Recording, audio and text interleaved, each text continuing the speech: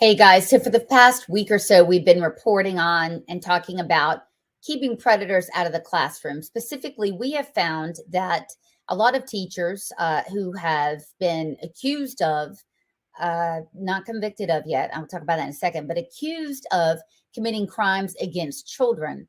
I'm talking about full on rape, soliciting children for sex, indecent liberty with minors, on and on. Those folks are able to keep their licenses in good standing until their case has been adjudicated. Now, we understand that false accusations happen all the time, and these things have to be vetted, checked out, etc. But what we have found is this: is not only Catherine Truitt, who is our state school superintendent, not only is she removing folks off the roster who have voluntarily surrendered their license, right? They've said, okay, you got me, not interested in teaching. She is not even, entertaining the thought of suspending maybe for a year or two, right? Until we know more from the courts. She's not even willing to do that. So, that's a problem. And we've been pointing that out. And yet nothing has been done from our Republican state school superintendent, nor has the issue been taken up to our knowledge from any of the lawmakers. Now, I want to present a special case to you. What you're looking at here is the registered sex offender by the name of Jeremy Dale Flock. He was a teacher up until, I think this is in 2022, teacher in Cabarrus County, and 4 counts of indecent liberty with minors, 1 count of soliciting sex from a child, and a count of felony possession of meth. Here you can see that he's already on the sex offender list, and yet he has a license in good standing. So how hard is it, you guys, to walk over to the computer if you're at the DPI and revoke this guy's license? Because by law, North Carolina requires an auto revocation of any teacher that has been convicted of certain acts. Sex crimes against minors is one of them. Let me tell you the process works. Every school who suspects, okay, that a teacher has committed some sort of act, they'll conduct their own investigation. And if there is probable cause or they need to report it a step further, they will report it to the police and report it to the DPI within 5 days. We're finding that they report it to the DPI at the local level and nothing's done. Nothing's done whatsoever. So what the heck is the point of reporting it? Now, Catherine Truitt has confirmed that there's upwards of 50 teachers who are now waiting for cases to be adjudicated through the court of law. Many of them have licenses in good standing. Since we do not have any mechanism here in North Carolina by which to mandate that a district or a private school or a charter does mandatory background checks or fingerprinting, these folks could conceivably, and we've seen it actually, go to the next county or the next state and teach. This is a problem. So when we look at the history of, how Democrats fare with Republicans, or how Superintendent Truitt's predecessor fares up with her, I'm going to give you that data.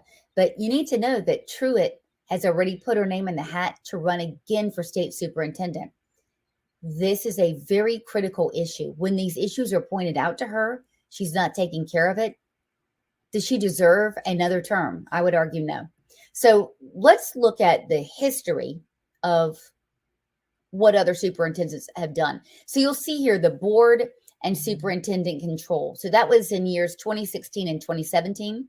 And this is when the State School Board of Education had the responsibility of figuring out who gets suspended, license revoked, voluntary surrender. Those are the 3 criterion here. So 2016 was under a Democrat named June Atkinson.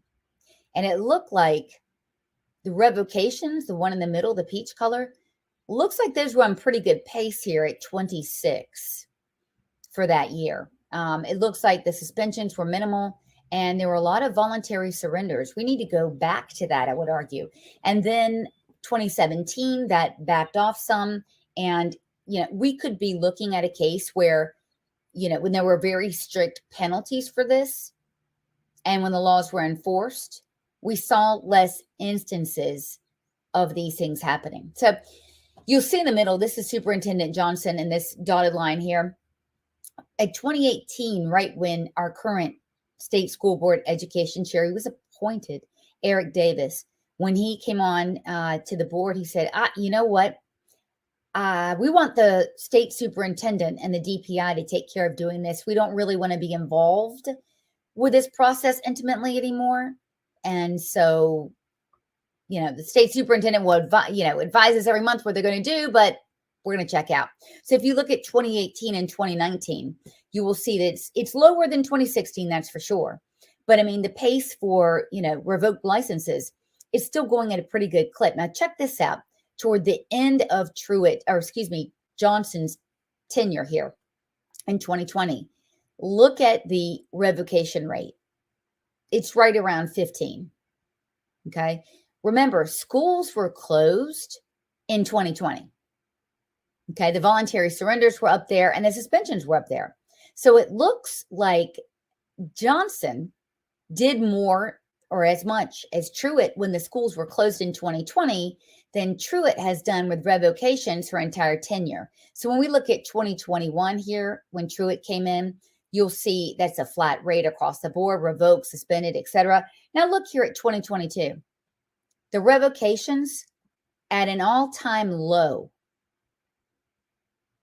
The suspensions, too low, and zero voluntary suspensions. Now, I'll tell you, a lot of times when teachers are arrested for these crimes, they voluntarily suspend their teachers' licenses. We've checked and have found 4 different school districts have told us, yes, so-and-so, they gave up their license, but the state's not recording it. So it is irresponsible for our Republican state school superintendent not to record in the state's database, it's available to all the public, any of these voluntary revocations. It's absolutely criminal, if you ask me. So what is happening here is Superintendent Truitt is derelict in her duty here. This matters. Again, there's not voluntary or there's not mandatory background checks. Some schools are going to get lazy. There's going to be things falling through the cracks.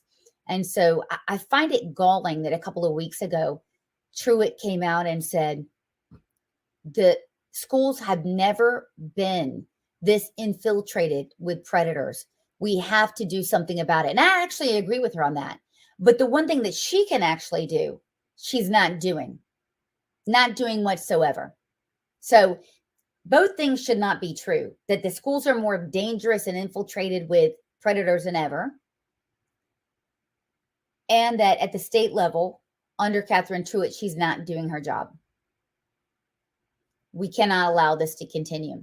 So I'm urging you, number one, share this video with 10 people. Again, this is not a right and left issue. It's a right or wrong issue. And this is straight up wrong. So I want you to share this video with 10 people, definitely. And then I want you to do 2 things. I want you to call Superintendent Catherine Truitt. I want you to weigh in respectfully with whoever answers the phone. And I want you to call your state senator and your state representative. Tell them that this is not okay. We need to make sure that teachers have their licenses suspended while they're awaiting trial on charges of sexual abuse. And my God, if they've been convicted, Catherine Truitt needs to follow the law and revoke these licenses permanently. Remember, share the video, weigh in. Do not think it doesn't make a difference. It absolutely